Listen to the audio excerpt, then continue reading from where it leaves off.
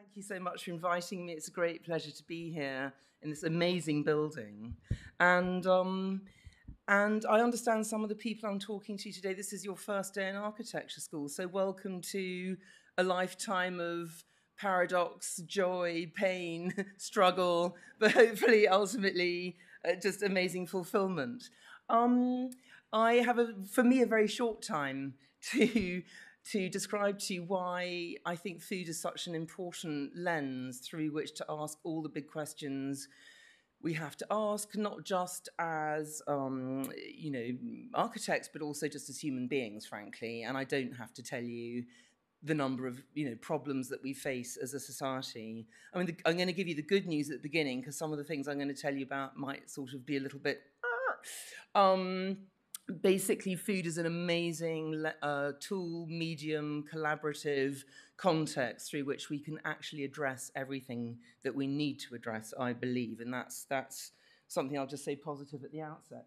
Now, it was indeed, as Axel said in his introduction, actually 23 years ago that I had the idea of trying to describe a city through the lens of food. I will spare you the 20 years of struggle that it took me. Oh, sorry, and I should have said hello, Sebastian and Martin. I knew there was something. Anyway, wherever you are, hi. Lovely to be with you as well.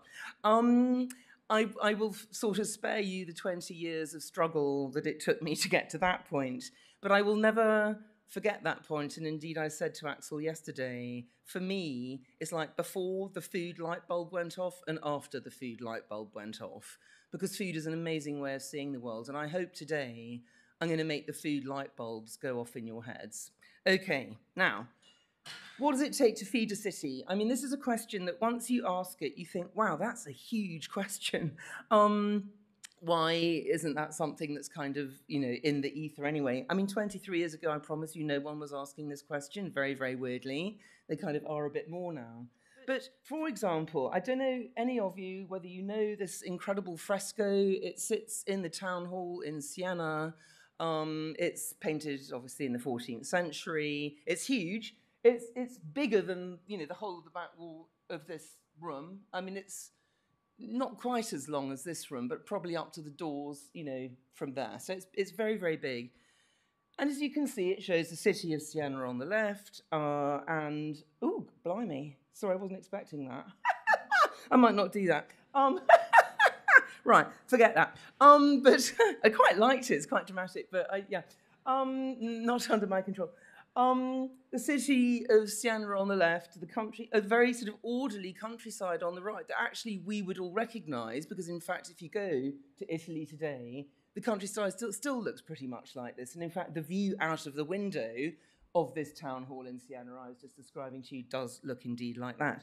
Now, I saw this fresco when I was an architecture student many, many decades ago, and I remember looking at it, oh, what a lovely picture of Siena, and just, kind of, oh, nice houses, nice landscape, wandered off. It never occurred to me at that time that this painting is all about food. That is mad. Why couldn't I see it? And I often say food is too big to see because it's everywhere. We are made of food. And by the time you're 25, by the way, gone off subject already, this is my problem, but by the time you're 25, there is no atom in your body left that you were born with. It's all made up of all the, whatever it is, muesli, Bio-Berger muesli probably in your case, Wotsits in the case of people from Brexit land. You are made of what you eat. We wouldn't be here without food. So it's very difficult to see food as a thing. I mean, of course you can see it on a plate, but seeing it as just an entity shaping our world and in everything we do is quite hard. That's the trick. Anyway, so I didn't see this as about food, but if you look at it closely, of course it's about food. You've got, a city, can you see inside there's should I try this again? Because, I mean, there must be another non-sort of, no, there isn't. That's really weird. I quite like it, though. There, flock of sheep wandering around, a woman carrying a basket of eggs. Sorry, can you still hear me? People working in the fields very diligently, a pig going to market, hunters leaving the city to go and maybe shoot a boar for dinner, asses coming in with grain on their backs, and a landscape that, as I say, is artificial. It's been modified to feed the city. And of course, the very dramatic sort of red wall, I won't do this, sorry, it's ridiculous. The red wall down the middle, which looks like a barrier, you soon realise is actually a membrane through which people, animals, trade, money, just life is passing constantly. So what you're actually looking at is a symbiotic living relationship between the city and the countryside, which is mediated principally through food. And this is the fundamental relationship at the heart of all urban civilization. And I couldn't see it as a kind of 22-year-old architecture student, so that's really interesting. Now that I have seen it, it's like, wow, why didn't anybody point this out? Why aren't we talking about it? Part of the reason is, as I say, that this relationship, which is a sort of idealized relationship between the city and the countryside, very rarely actually exists. So most of the time, you must have wondered when I was going to get onto my second slide, it's more like this. Now, this is my home city of London, and of course, I don't look out of my window and see the landscape that feeds me. I mean, actually, I do grow some vegetables on a little roof on the way up to my flat, but most of the food I eat comes from thousands of miles away. Even I mean, a sort of, as it were, food professional, don't necessarily know where it came from, all of it. And there are landscapes that are being also sort of changed, modified to become increasingly artificial to feed us, such as this one in Mato Grosso in Brazil.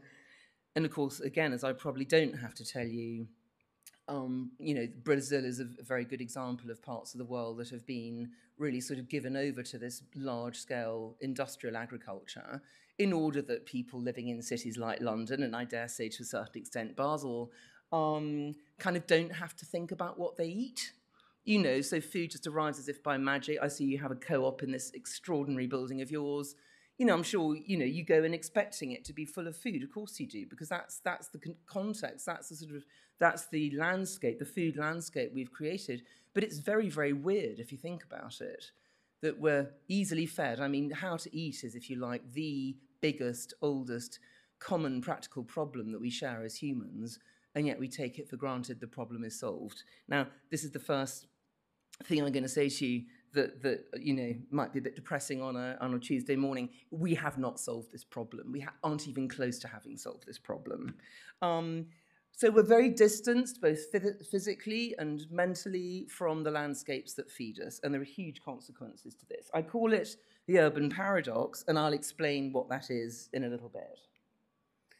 Okay, as I said, the question of how to eat is the oldest, most fundamental practical problem. Am I speaking at a good speed, by the way?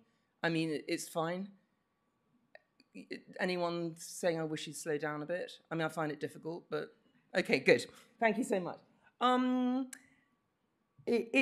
And this image, by the way, of the Hadza in Tanzania, I don't know whether you've come across them. They are one of the last remaining people who live, as all humans on the planet lived, until about 12,000 years ago. In other words, they're hunter-gatherers.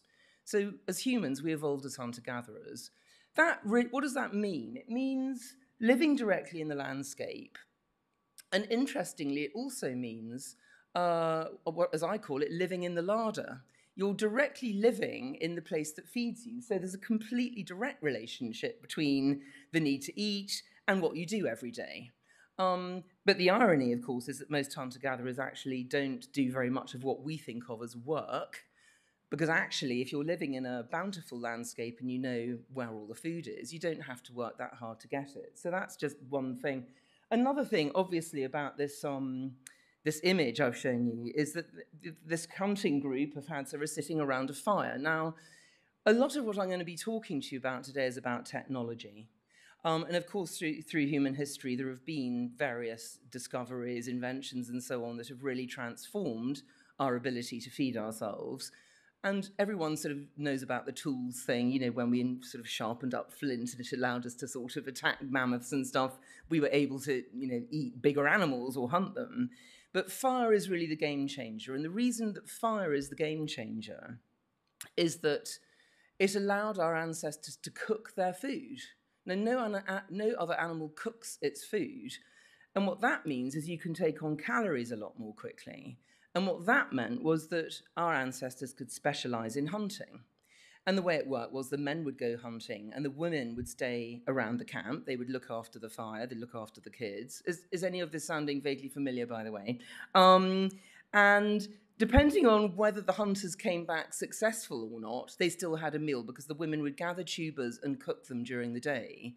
So there was a backup meal for the hunters.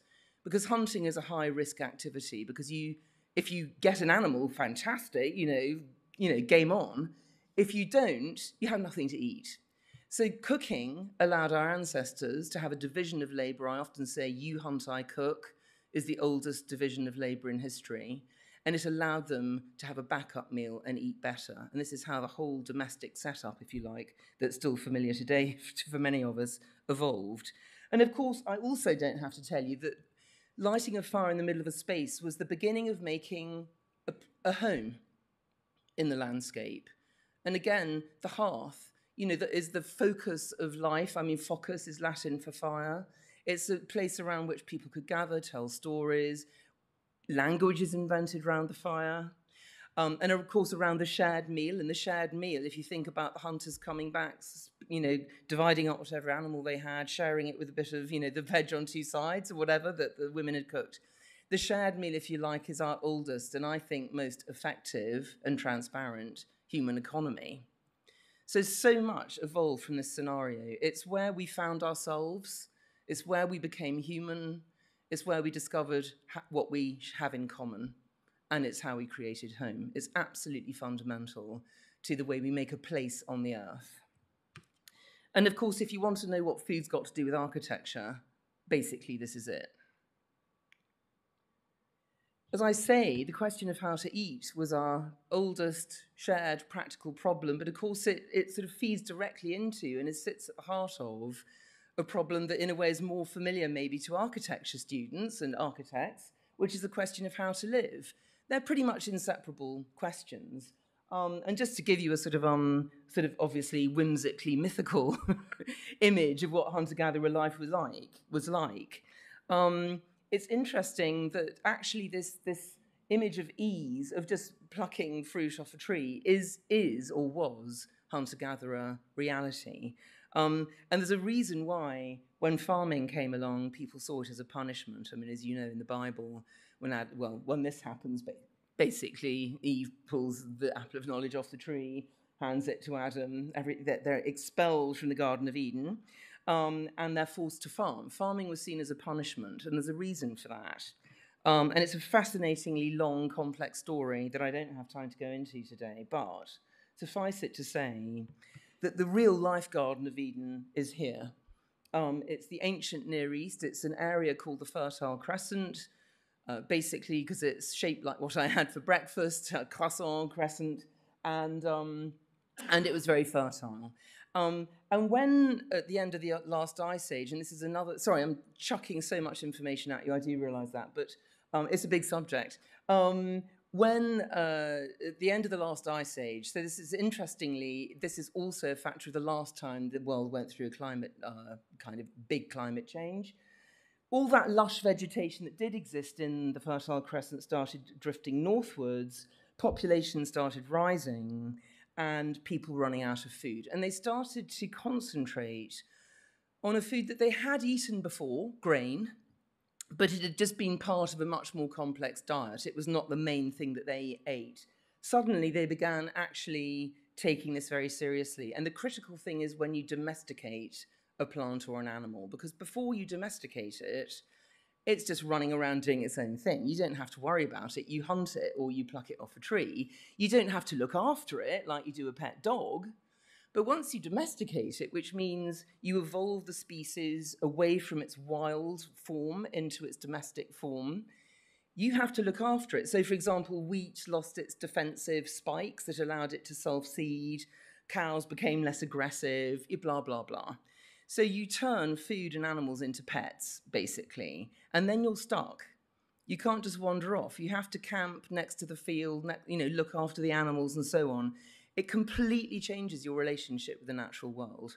And fascinatingly, and I don't normally just spend my entire lecture time recommending other books, but there's an amazing book that was written quite recently called The Dawn of Everything by David Graeber and David Wengrow, and it goes in great detail into how people very reluctantly took up farming over many thousands of years, not just in the ancient Near East, but in other parts of the world as well, because they didn't want to give up the freedom of just running around, kind of following the food, as it were. But it's also the beginning of static human settlements, and I'm oversimplifying a very complex story, but in essence, once you're staying in one place, because you've got a field that you've got to protect, or you've got a herd of sheep that can't go very far. Sheep are slightly different, actually, because they can go very far. But, you know, let's just say pigs, chickens, whatever. But primarily the grain, because it's actually planted in the ground, you have to stay around. And once you stay around, you may as well start building permanent settlements. And the whole evolution of cities, but also co-evolution of cities and agriculture, comes from this moment. So again, if I'm going to use this weird sort of very dramatic, woo, there you are. If you look here, you can see some early agrarian settlements from about the 8,000 years BCE. And then down here, critically, a series of settlements from about 3,500 BCE, which were complex enough that architects and archaeologists and anyone else interested agree deserve to be called cities. So what you're looking at is the co-evolution of agriculture and urbanity over the course of several thousand years, in which grain emerges as the food of cities.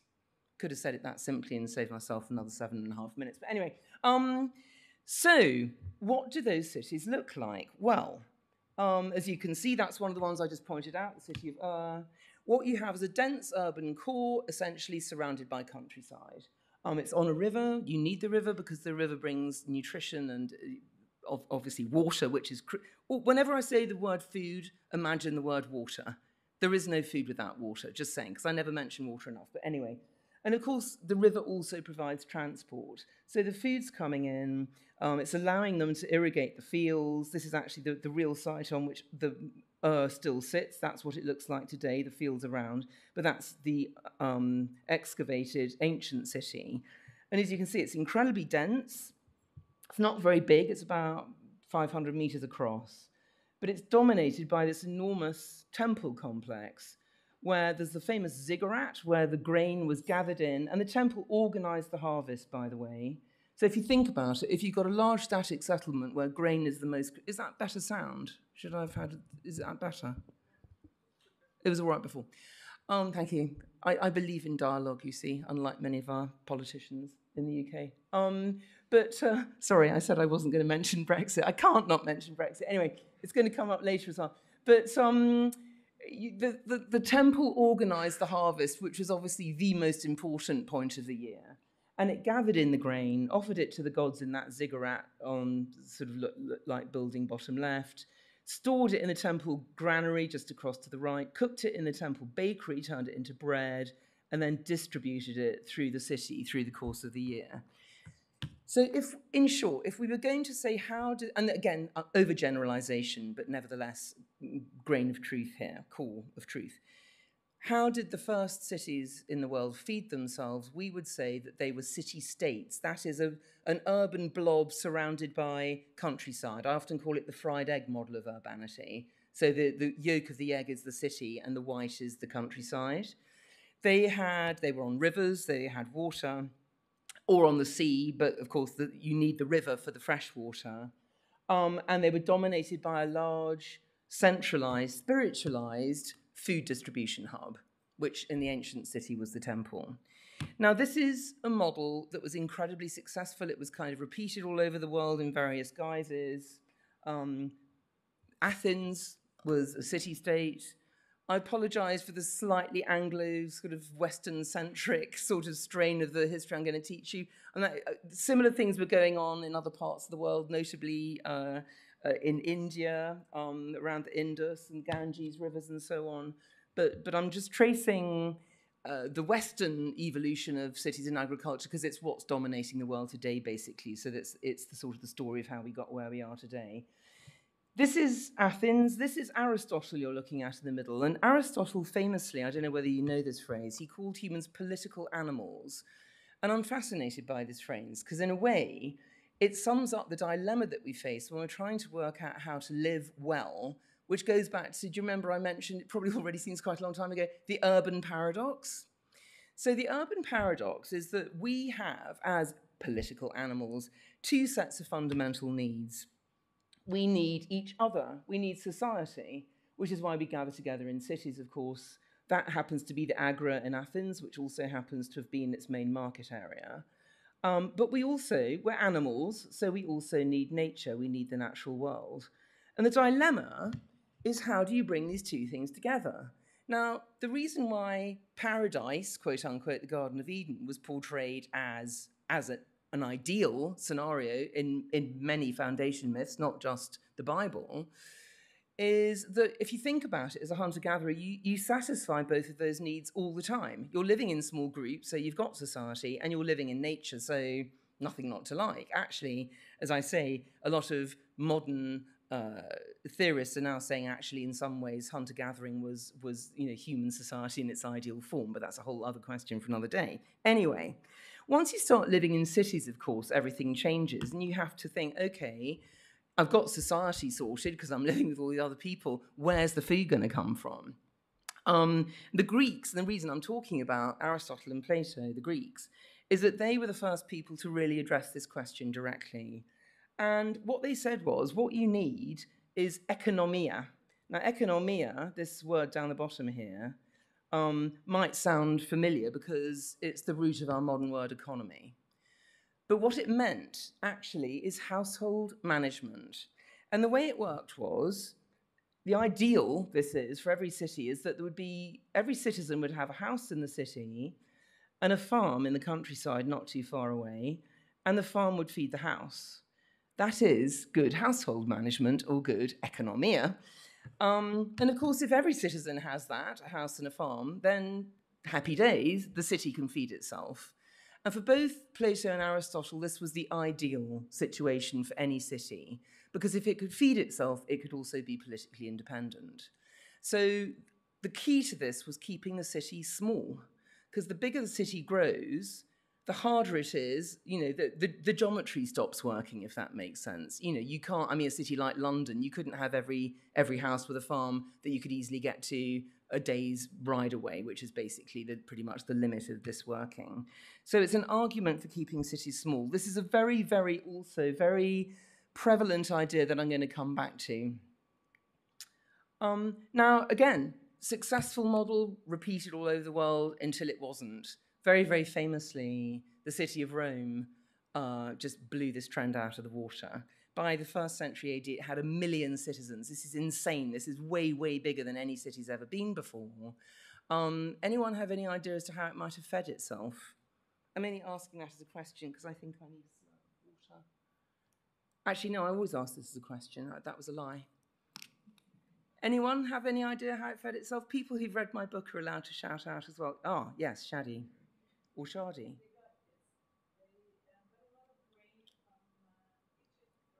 Yes. Perfect. Thank you. I will take that. Thank you very much. That wasn't a setup, by the way. Have you heard of food miles? Do you know what food miles are? Basically, it's just the idea of, it's the question of how far did your food travel before it got to you, basically. It was a concept invented by an English professor of food called Tim Lang. Well, they're not a new phenomenon. Any city in the ancient world, bigger than, let's say, 100,000, would have already been trading. Those cities in ancient Mesopotamia that I just showed you, and I didn't even tell you it was ancient Mesopotamia, but it was, in Iraq, modern-day Iraq, they were trading grain with India and bringing in precious stones and stuff in exchange for grain. So grain has always been, if you like, the core of the economy, because food is the most important thing in life. So having a nice grain store, the granaries, the temple granaries that I showed you, they were the banks, the central banks of the cities of the past. Now, Rome could never have fed itself if it had just been relying on its local hinterland. Instead, it was importing food initially from, conquering, shall we say, initially, and then importing food from Sicily, Sardinia, Carthage, North Africa, and then, as Shadi said, absolutely correctly, Alexandria. So the Romans famously conquered Egypt, exporting 6,000 farmers there and a huge military infrastructure. Funnily enough, I stayed in a grain silo last night. So, I mean, you know, the geography of the city, the architecture of the city has food traces all the way through it. All cities do, because humans live in cities and humans eat. But as you can see, it wasn't, so it's grain is the most critical food, because that's the staple food, but they're also importing honey, pork, liquamen, which is a kind of fermented fish sauce, wine, oil. And it's all coming into the port of Rome. Now, how is this possible? Well, the thing is, if you think about what it takes to feed a city, problem number one, grow the food. Well, we've sorted that out. It's called grain. Problem number two, how do you get it into the city in an edible state? Now, this is as big a problem, if not a bigger one, because most food, of course, goes off very easily. So fruit and vegetables, you can't transport them thousands of miles. They're just going to go off. Grain, you could keep fairly stable. So this is why it became such an important food. But it's very heavy and bulky in relation to its value. So the only way you could transport it over long distances was by water. It was 50 times cheaper to transport food over sea than over land. And that is why it made economic sense for Rome to import its food from North Africa rather than, it couldn't have grown it locally anyway, because there just wasn't space. So here we have the first city that radically outgrows its local hinterland and relies totally on foreign imports for its food. Does that sound remotely familiar? Because, of course, I mean, now, by the way, I could easily talk to you. This is terrible. You see, 25 minutes have gone already. It's just impossible. I need a time machine. Anyway, it would have been impossible for a city that size to have fed itself, just as it is impossible for us, you know, a city like London to feed itself only from its local hinterland. So we see the beginning of the metropolis and this relationship through which a big city can extract nutrients from hundreds of miles away, and often destroying the lands it's extracting the nutrients from in the process, by the way, because, of course, eventually the soils in North Africa began to fade. So, and there are many other lessons about Rome that are just fascinating foreshadowers of the problems we're facing today.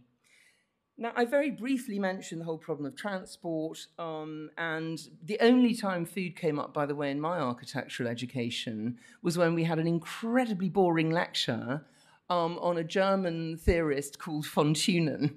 And this is von Thünen's theory. It's called the isolated state. And isolated state. The isolated state is basically a flat, featureless, fertile plain inhabited only by logical, profit-seeking farmers. So I say it's a bit like the Netherlands. And then I say that in the Netherlands as well. They quite like it, if I say that. And then you imagine a city plonked in the middle of that landscape. And then you say, how would the productive hinterland of this city naturally evolve? And what von Thünen said, it's all about economics and obviously, you know, practical geography. So if that's the city, that pink blob, he said outside it you've got a ring of market gardens, because fruit and vegetables are difficult to transport, as I just said. They're also luxury food, because they're seasonal and only rich people can afford them. So the farmers can afford the high land rents close to the city.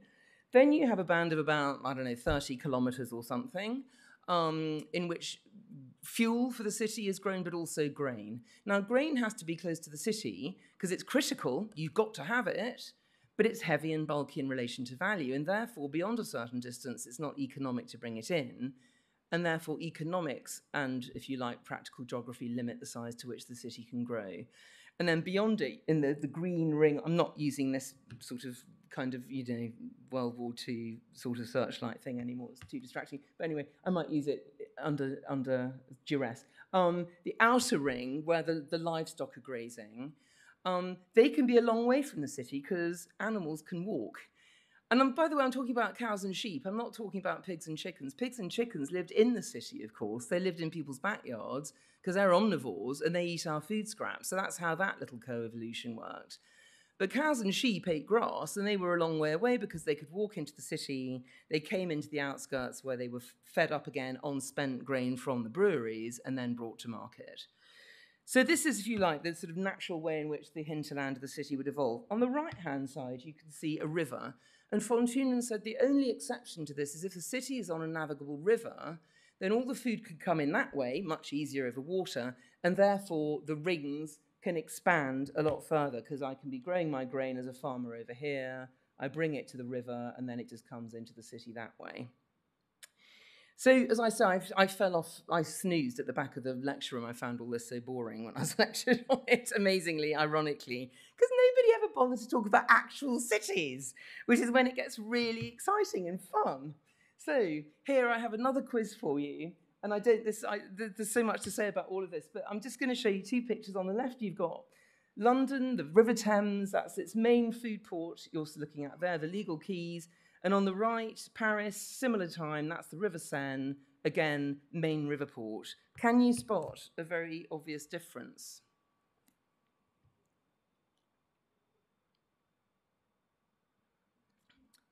How about my plant in the front row? They're conferring. Don't be shy. Brilliant. Axel gets my prize. Yes.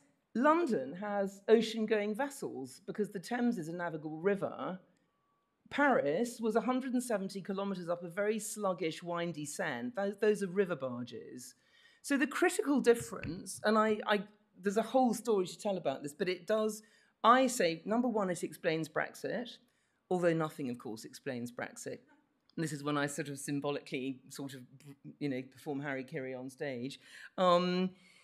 But basically because, Britain was an island nation, London had a navigable river, it was always able to just import, like Rome, and it was called the New Rome, as so was Paris, mind you. It was able to import food easily from wherever it wanted. It never ran out of food. It never struggled to feed itself. And the kings and queens of London never were responsible for feeding Londoners.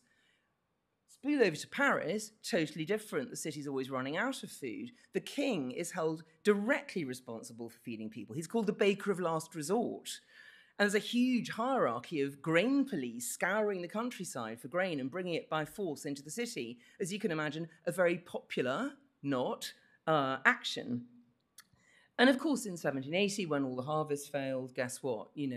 Paris ran out of food, the king was blamed, and the rest is history, as it were. He was, for those of you who aren't getting all my allusions, he was killed, and that was the beginning of the French Revolution. So whenever you're talking about food, you're never not talking about politics. It's always implied in everything you say, and the geography of a place leads directly to a kind of politics, which is why I jokingly say this explains Brexit, although nothing does, as I say, apart from the fact we're losing our marbles. So food has extraordinary consequences, and the way cities are able or not able to feed themselves. Now, this is if you like, von Thunen for real. So these are just 4 maps of London that I've just marked up with different kinds of food. So top left is just vegetables. I haven't done anything, but you can see the city is indeed surrounded by market gardens, and all pre-industrial cities were. This is grain. Grain is mostly coming in by river because it's heavy and bulky. You can see there are 2 main river ports, Queenhithe and Billingsgate. The grain is trying to get up to Cornhill, which is where it was traded. You can see the name Bread Street, so you can see that it was already sort of travelling through the city as bread and being sold. Fish down here. Billingsgate, some of you may know, remained London's main fish market until 1984, very, very late. Fish Street, Friday Street is where you bought your fish on a Friday. The meat, of course, the animals are walking in, so they're coming from a completely different direction. They're gathering in a smooth field outside the city, which of course becomes Smithfield, which is still London's main meat market today, although it's about to close very, in my view, sadly. So I'm just looking very anxiously at the clock. So if you look at any city, and I actually should have brought a map of Basel, I realised, but I somehow failed. But anyway, this is my home city. All cities were shaped by food, and you can look at sort of street names and sort of see how food was moving through them in the past. Of course, it was chaotic. So this is Smithfield, when it was still a livestock market, and it's completely shambolic. There were up to 10,000 animals in the space at any one time. 183 unregulated slaughterhouses around the edge. You can imagine what it was like. So, I mean, it was kind of efficient on one level, but also deeply chaotic on another. And if you look at the date here, this is 1830. So it's quite late. You know, this is a city of 2.5 million that's still being fed in this way. And I don't know whether any of you have seen that amazing documentary called Welcome to Lagos, but there's an amazing scene in the market, and you just get this, oh, wow, you know, animals being slaughtered in the street and, you know, bulls' heads being carried around dripping with blood, and you get some idea of what it would have been like. But critically, and I just do want to say a little bit about markets, I'm just going to have a discussion about time, though, because okay. I'll never be here again. Do you know what I mean? This is the problem. I'm only here now. This is always my problem. Anyway, but markets, of course, everybody had to buy food, so everybody had to go to them. So they're like the ultimate public space. And again, I think this is so important for now, in a time when everyone's on their, you know, on their phone the whole time, and we're barely looking at each other in the street. Food is still something that can bring us together, and it always did historically in the city. So most people living in the pre-industrial city couldn't cook for themselves at home because nobody had a domestic stove. Those were only invented about 1850. So if they wanted to roast a bird or they wanted bread or anything like that, they had to go out. And in fact, it's much more like, in some ways, Mediterranean cities still are, where people still go out for bread every day and so on. Sorry, I didn't seem to actually, I pressed that by mistake. You thought I'd actually speed it up for a change. So this, houses at Pye Corner, they're just down the road from Smithfield. These enormous red blobs are ovens. These are all taverns. And what's going on in here is people are coming, they're either getting a takeaway or they're hiring a room and entertaining their friends, and maybe even bringing a duck or something and saying, can you roast this for me, and we'll be on the 3rd floor kind of thing. So this is how people socialise and entertained. This is an amazing image of a takeaway in Bermondsey in 1571. That's on the site of now Borough Market in London, if you've heard of that. And this, of course, famously is a London coffee house in the 17th century. And famously, coffee houses were different from taverns, like the ones on the left, because everyone sat around the same table. They didn't go into separate rooms. And so people began to talk to strangers that they'd never met before.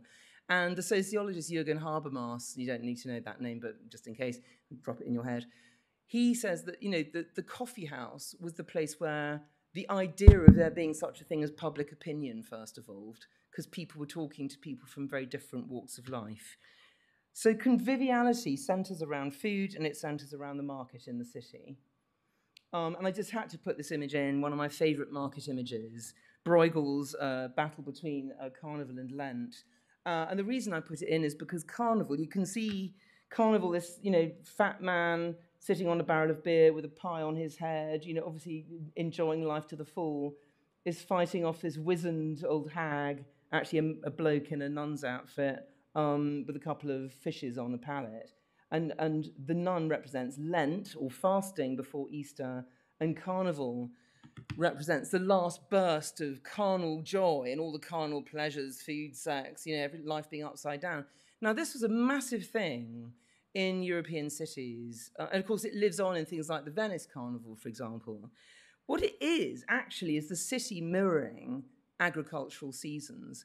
Because I don't know whether you've heard of the Hungry Gap, but basically, if you think about it, you know, the harvest is in September, October, there's plenty of food till Christmas, but then everything dies down. People eat up all their pickles and leftovers, and then between about, you know, February and April, May, there's not a lot of food around.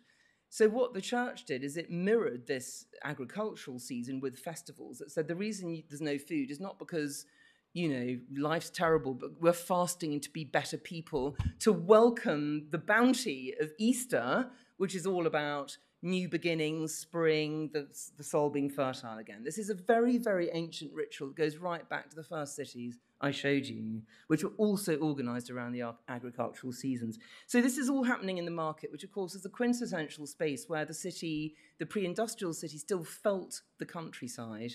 It felt the space of it. It met the people from it, and it felt, you know, that it was on a revolving planet with time and seasons and so on. Obviously, this is in northern and southern hemispheres, and not in the middle, where you don't have that. Now, all of that changes radically overnight with the coming of the railways. And very briefly, of course, it's the first time it's possible to transport heavy, bulky food, long distances rapidly. So everything changes. 3 key things change at this point. Thing 1, cities are emancipated from geography. They've been bound by geography up to this point. Now they can just grow any size, any place that they like. Second thing, food becomes invisible. So that cow that you're going to eat for Sunday lunch is not mooing outside your window anymore because it's going to be slaughtered outside the city and it's going to come in as dead meat. Third thing, politicians, who up to this point have been more or less in control of the food supply, think back to poor old Louis XVI losing his head because he's the baker of last resort, they hand over responsibility for feeding cities to the industries. And they're profound changes that we're living with today. That's just a graphic showing you how London expanded after the coming of the railways. It goes from being not much bigger than the medieval city I showed you to an enormous, as Patrick Geddes called it, ink blot within the space of 70 years. And of course, it's not just the city that's being transformed, it's the countryside as well. So, for example, areas of the so-called New World, of course, that were being occupied very happily by Native Americans, coexisting with tens of millions of bison. Americans were either killed or moved to reservations. Bisons were slaughtered. That's a part of their skulls. They weren't interested in that. That was what they were interested in, producing the world's biggest monocultural grain field ever seen. And this is the beginning of everything we know today. This is the beginning of so-called cheap food, because there was more grain than they knew what to do with. And when you have more grain than you know what to do with, you start feeding it to cows on a big scale. And of course, this is the beginning of factory farming. This is Chicago. The Union stockyards in 1880, there were about 17 million animals being processed every year. And there's and of course, you know, the very, very ruthless processing units run by very cheap migrant labor, terrible working conditions, and all the rest of it. There's a whole story to be told about that. But the consequence, you know, sorry. The consequences of it are all things that we're very familiar with today. So everything I say to you from now on is going to become more familiar in a sense, I'm imagining. Enormous ecological cost. So, for example, you can't just turn perennial grassland into annual monocultures without consequences. Famously, there was a thing called the Dust Bowl, which is when the soil was getting weaker and weaker and weaker. The roots were getting shorter and shorter and shorter. The soil was losing its organic matter, its humus. And then in a series of dry summers, the topsoil of basically the whole American Midwest just blew away, and these terrible dust storms is absolutely decimated the landscape. Millions of farmers were displaced. And it's the beginning of the modern conversation about how we are going to farm. Do we use chemicals? Do we use these enormous monocultures? Again, hugely complex question. There's so much to say about it. Just to touch on it today, it relies on a way of creating nitrogen ammonia from atmospheric nitrogen using this process called the Haber-Bosch process, which is incredibly energy intensive, uses huge amount of energy, fossil fuels obviously. And sorry, that's Justus Liebig, who's the brilliant German chemist who was the first person to work out not only roughly what the basic constituents of human nutrition were, but also what plants need, which is nitrogen, potassium, and phosphorus, NPK, you might have heard of. And we're short of all of them. If you farm organically, on the other hand, and this is Albert Howard, who's the father of modern organic farming, it's all about the living soil. And I do have to tell you this, because this blew my mind when I finally understood this. I mean, I used to, again, snooze at the back of the class when I was taught about photosynthesis. You know, it didn't make any sense to me. Plants are the beginning of the food chain because only they can create sugar from sunlight. That's what photosynthesis is. So that's the beginning of the food chain. And having created it, I'm not going to explain photosynthesis now because that really would be beyond the call of duty. But what they do, and we only discovered this recently, Albert Howard worked this out without being able to actually see it. They feed the sugars to soil fungi, and the soil fungi, which are able to extract nutrients directly from rock, feed them micronutrients. That is the basis of plant health. And because we eat plants, or we eat animals that eat plants, that's the basis of our health. And it's critical. So just, I need you to know that. And it's all about the microbiome and all the rest of that.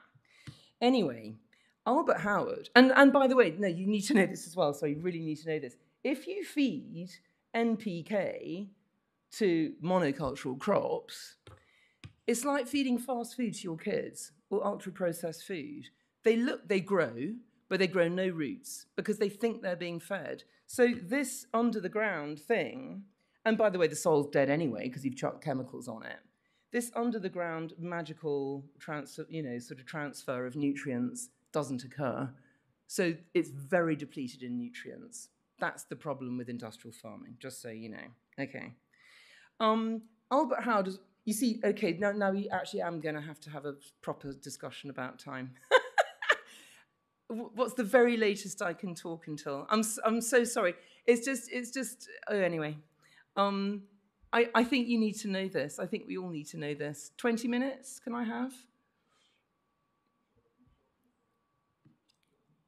Thank you.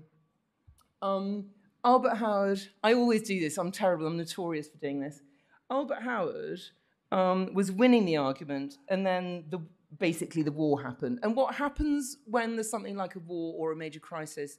All bets go out the window. We're seeing it with Ukraine at the moment. We're seeing it to an extent with climate change.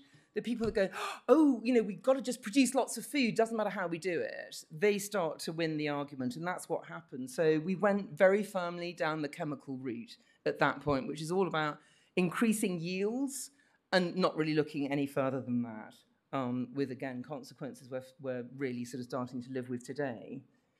So you saw briefly how the cities got much bigger with trains. Well, of course, the next major transport kind of revolution was cars, and that's the next enormous leap into cities becoming something completely different. This is what post-war America looked like. That's all over prime farmland, by the way. And of course, that's not a place that anyone is expected to walk. In fact, I've been hauled up in America for walking by the police. Excuse me, ma'am, you look lost. Can I help? Yes, I'm just walking, officer. And instead of walking to a market, you drive out of the city to a supermarket or a mall. This was the first mall ever built in Minnesota by Victor Gruen. And of course, it's air-conditioned, what Victor Gruen, an Austrian architect, called eternal springtime. And he worked out that people walk 10 times further in this air-conditioned box than they would in the actual city. So, of course, they then spent a lot more money. So it's a brilliant economic model.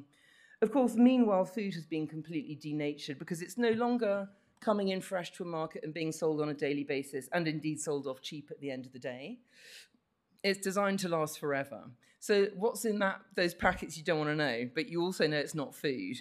And of course, we're now discovering this has always been the problem all along with our health and our obesity crisis. It's never been fat, it's never been sugar, it's never been salt. It's ultra-processed food. That's what this is. Anyway, she popped out for a pint of milk. She's come back with all of that because it's selling itself to her directly, basically. So this is the beginning of our complete distancing, in this culture, in the industrial food culture, from food itself. There are many, many consequences of this, one of which is food deserts. I don't know whether you've heard of those. This is a map done of New York. This is basically the Bronx, the poor area up here. The red is poor, but it's also a food desert, which means you have to walk more than 500 meters to get any kind of fresh food.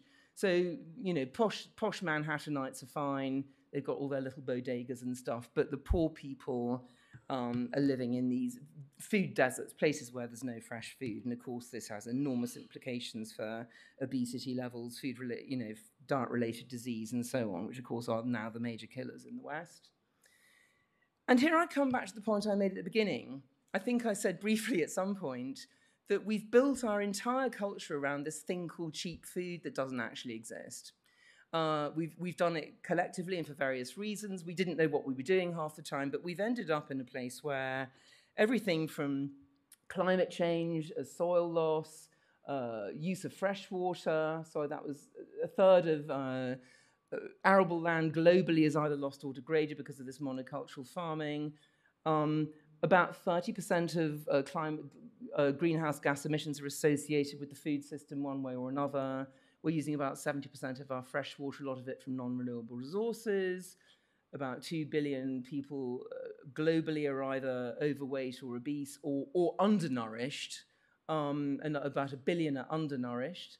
Of course, pandemic, zoonotic disease like COVID are also related to this because they're related to the depletion of biodiversity in our landscapes, which allow these pathogens to jump.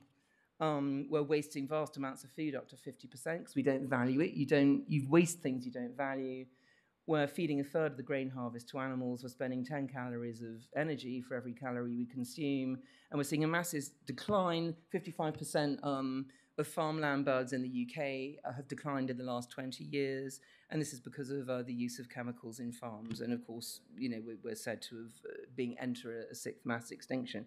So massive, massive consequences of all of this. And I did say at the beginning that I was going to be depressing for a bit and then be more cheerful. So this is my most depressing slide, in a sense, where we've got here, for various reasons, I've tried to sketch some of them in, but we're in a place where the whole world is now adopting this weird, ultra-processed, don't think about it diet, and it's absolutely disastrous on every possible level for us and for the planet, and that's the shorthand. What are we going to do about it?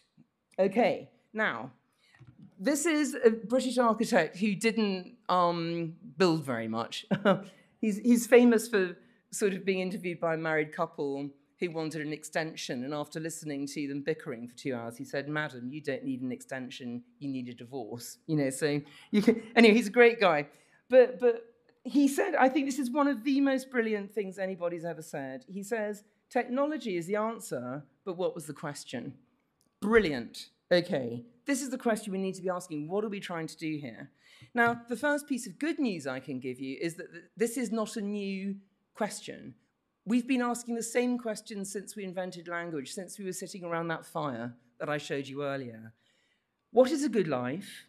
How do I eat? How do I live? How do we share? How do we balance our lives with the natural world around us? They haven't changed. So the questions that Aristotle was asking when he called us political animals have not changed. If you're going to live in cities, that's still the two key questions we have to ask. How do we create a good society? And how do we balance whatever it is we're doing with the natural world? And that is the urban paradox, as I say. Now, interestingly, I briefly mentioned the Greeks, or probably not even that briefly, but as I said, they had this idea of economia, keep the city small. It is a thread running through utopian thought. So Thomas More repeats it. I don't know why I'm using this thing. Thomas More repeats it with his Utopia. It's a critique of London that he thought was getting too big and greedy. Ebenezer Howard, famously, have any of you heard of the Garden City? I know some of you have, but anyway, don't bother with hands and stuff. You're not going to anywhere, I can see. The Garden City is really trying to replicate the Greek polis. I didn't say it's called a polis, but the polis is the name for the Greek city-state.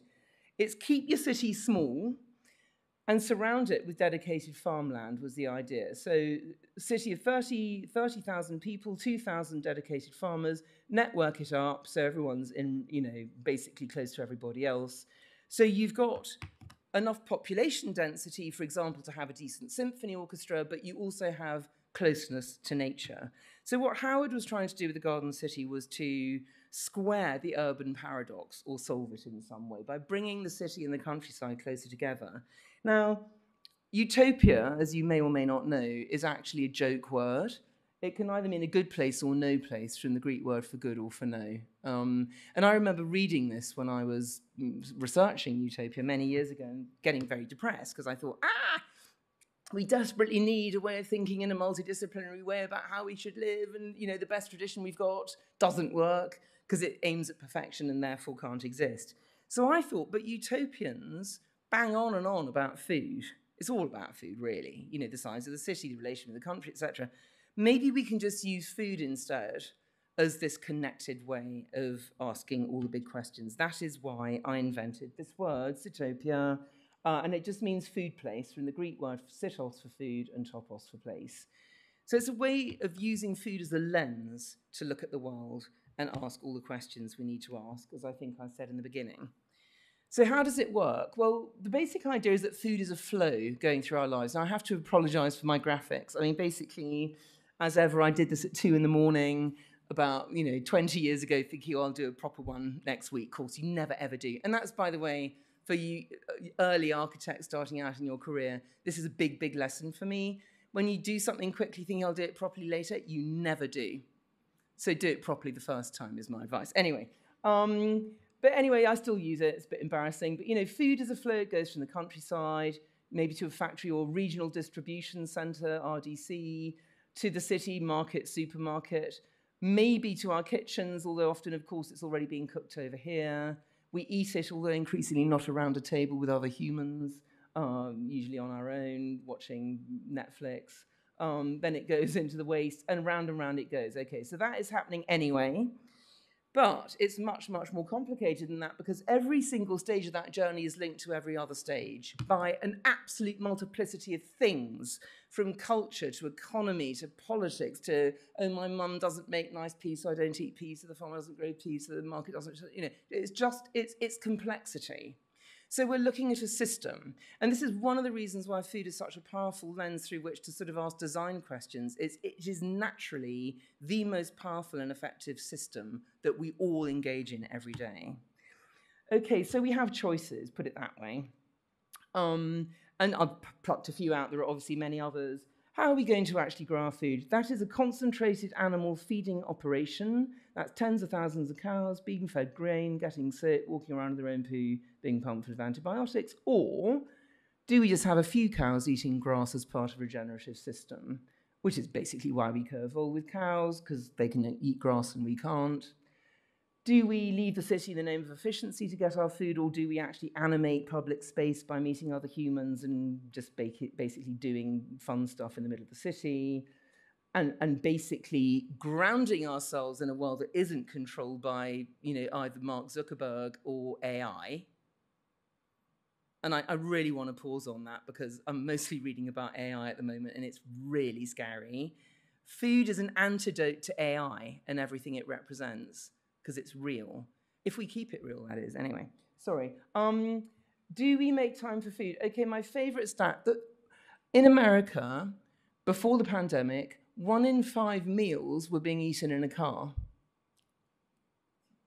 See?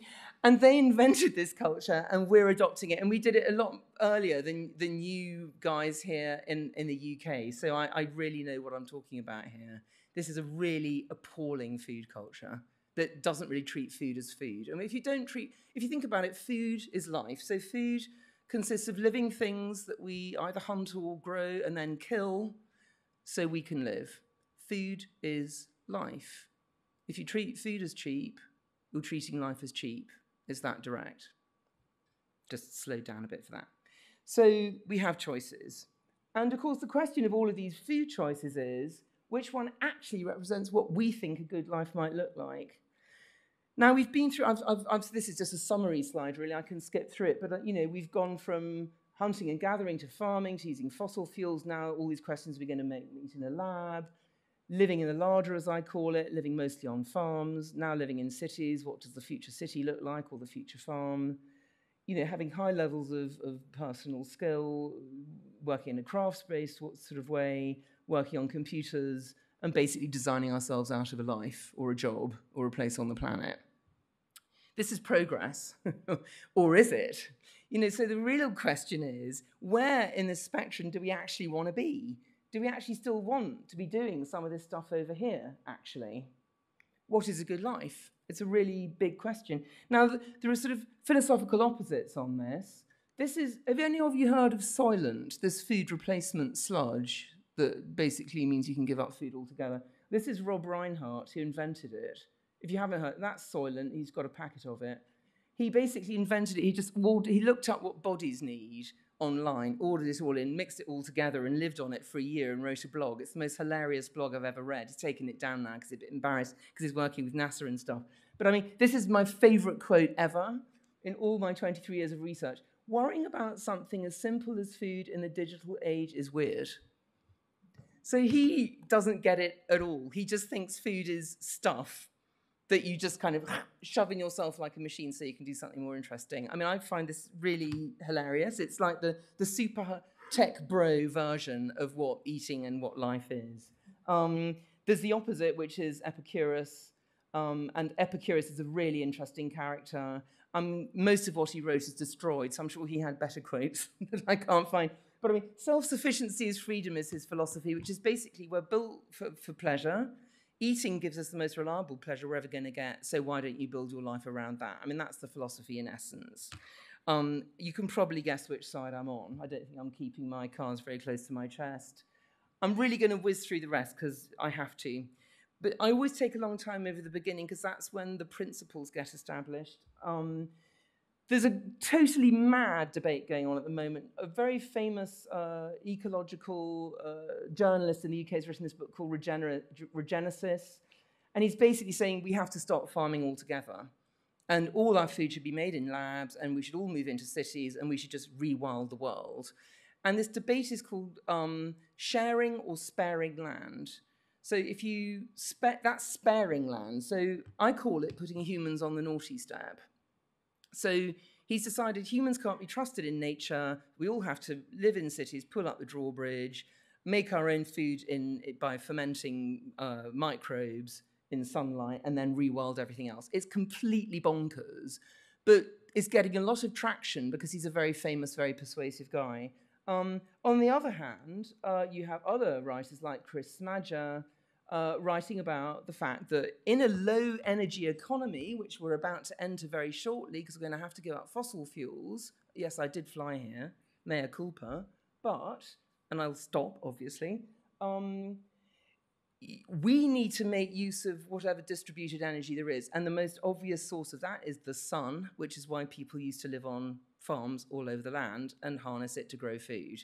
And it's a no-brainer. And if you go into the detail of this, it is a no-brainer. But anyway, I'm just alerting you to that very critical debate. Of course, it comes back. This is also the Garden City, Ebenezer Howard's diagram that I showed you, just to show how much what he's actually dealing with is how do you bring the town with its social opportunity, closing out of nature. So basically, it's got positives, social opportunity, but negatives, closing out of nature. With the country, which has lack of society but beauty of nature, how do you bring them together? So his idea, the Garden City, was attempting to bring those things together or solving the urban paradox. And I think the reason I got this slide up again is I think this is what we need to be thinking about. And I think this is what your program this year is ideally suited to do, which excites me very much. Clearly, it's about value. Food is the most important thing in our lives. And we treat it as cheap. So we've got a massive job to do. We need to start valuing food. And it's ironic that it's only during a crisis, Second World War, Cuba after the fall of the Soviet Union, Detroit after the cars all left, that people go, food, what are we going to do? And they start growing their own food again. We need to value it that much now, because we actually are in a similar crisis. It's just one that's less immediately in our faces. I believe that food systems map onto society directly like this. So if you want to live in a democracy, you cannot have a food system that looks like the one on the left, which is the one we have at the minute, which is highly monopolistic. And it's controlled by just a few supermarket buyers between all the farmers and all the consumers.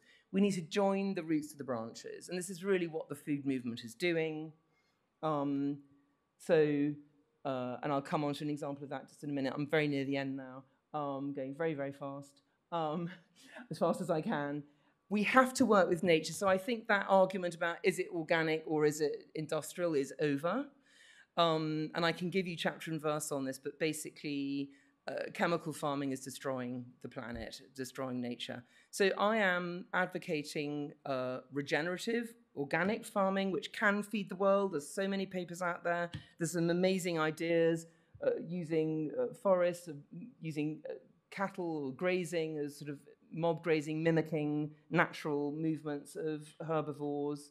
Permaculture, I believe you got a permaculture expert speaking just after me, which is amazing. So mimicking the forest, moving away from grains towards other foods, not tilling the soil, so those critical relationships between the plants and the soil fungi can occur.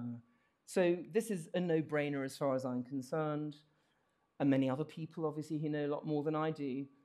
That's Carlo Petrini. You may have heard of the slow food movement. He's the founder of the slow food movement. And he has this wonderful term he calls co-producing. And this means not just being a sort of passive receiver of food, but but actually actively getting engaged and involved in feeding yourself. And there's many examples of that. Community-supported agriculture, food co-ops where people, ordinary citizens, get together and they kind of mimic supermarkets, buy directly from farmers. That's within 100 miles of New York, which in America is local. This great project in Antwerp where they have a commercial greenhouse, but also community growing, on-site farmers to teach people how to grow. They have a farmers market and so on. Or, you know, slightly crazy, almost artistic projects like Incredible Edible Todmorden in the UK, where they just started guerrilla gardening and planting food all over the town. We need to put food back in our thinking. This is what you're all doing this year, which is amazing. We need to preserve peri-urban farms from being just grown over. That's one in Nairobi. Incorporate food in policy. Recreate food hubs. This is another thing. If you're going to have local food systems, and sorry, I haven't said this because I'm rushing now, but basically it seems to me we have to go back to a more, not only regenerative farming, but also regional food systems. So reconnect cities to their local regions, which is basically the utopian idea, of course, but it's also sitopian, because you can't feed cities entirely from their local regions, so you need international trade as well. It's a question of how you manage it. But we do need these places where you can come together and farmers can come into the city and have somewhere to sell. You need infrastructure like local abattoirs. If you're going to, this is a family abattoir in upstate New York, if you're going to farm with animals, you have to give them a good death as well as a good life. You may think this is sort of, why is she talking about farming in an architecture school, but actually it's all connected. You can't not think about this stuff, because if you're going to try and build a nice little food hub in the middle of Basel, it won't work if the farmers can't, and I know you're going to talk about this later in the day, so I won't. Markets, they need support. They don't just survive on their own. So this is Barcelona's very famous Boqueria market.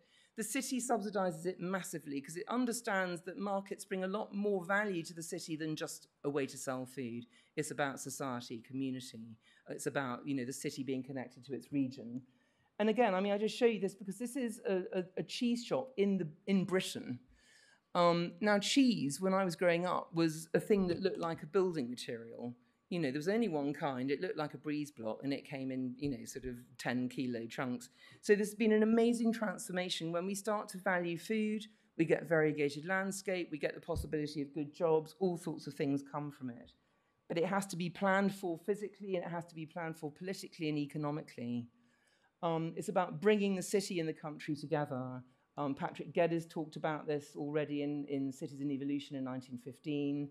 It's about reconnecting the city by bringing growing spaces back into the city, interrogating the productive hinterland of a city and seeing what could be grown, or building new cities that incorporate food growing, as MVRDV are doing. And this is a quote from Patrick Geddes. He said, we must bring the field to the street, not just the street to the field.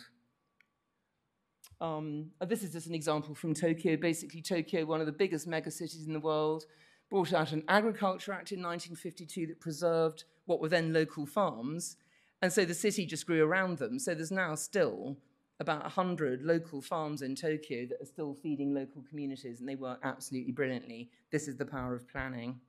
And I call it Economia 2.0. And I call it creating landscapes for human and non-human flourishing, because I think that's what we can do through food. It's not just thinking about how we need to live as humans, but also how we need to co-evolve with the non-humans that we share the earth with. And that is what food is brilliant at allowing us to do. So we can ask the question of what is a good life, what is the relationship between the city and the country, what kind of economics do we need, what kind of politics do we need, but also how do we inhabit the land? And it's the most profound question we need to be asking right now. What does a good life look like in a low-energy society? And you in this room are the ideal people to be asking this question. Some examples, there's a farm in London I'm involved with. It's actually called Sitopia Farm, which I find very exciting. This is rooftop growing in New York. Again, packed Antwerp, I showed you before another shot of it. Suburban farms around Ohio. There's a billion examples of this. My last slide. It just sums it up. This is another terrible drawing I did more recently, so I'm not improving.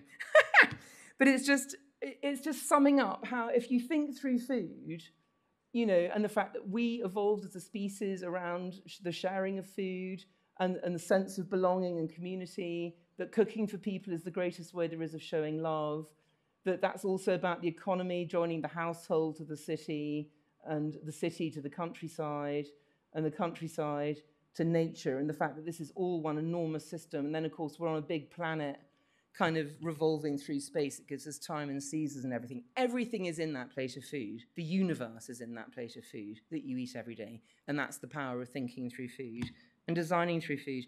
And if we do that, and if we value food and put it back at the center of everything, as we should do, we can create a really good Zootopia, which is surprisingly close to utopia. Thank you very, very much. And I'm sorry I overran so much.